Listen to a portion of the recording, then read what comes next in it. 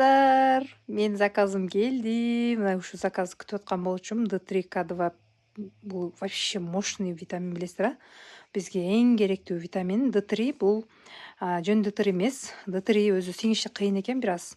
Ал эми буну жакшы сиңирти бергенге K2 витамини менен аралашкан комплексный. Мынакей ачылай элек пока. Жаңы эле алып келдим. D3 жетишпесе кандай белгилер болот азыр айта кетейин.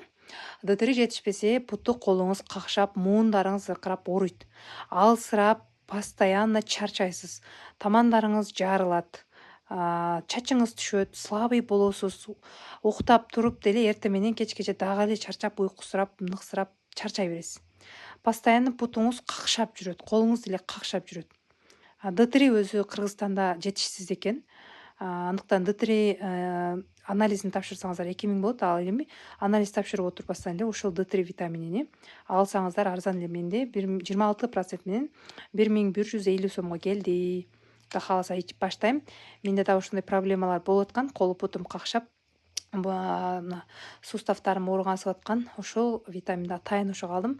Мен билем, но прекрасно билип турам, D3 мага жетишпейт. Себеби мен D3 витамин буга чейин ичкен эмесмин.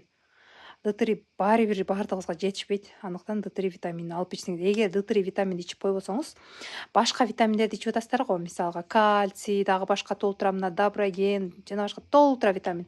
Алар сиңбейт экен, кыздар. Эгер сиздин организмиңизде D3 жетишпеген болсо, башка любой витаминди ичсеңиз ал сиңбейт экен.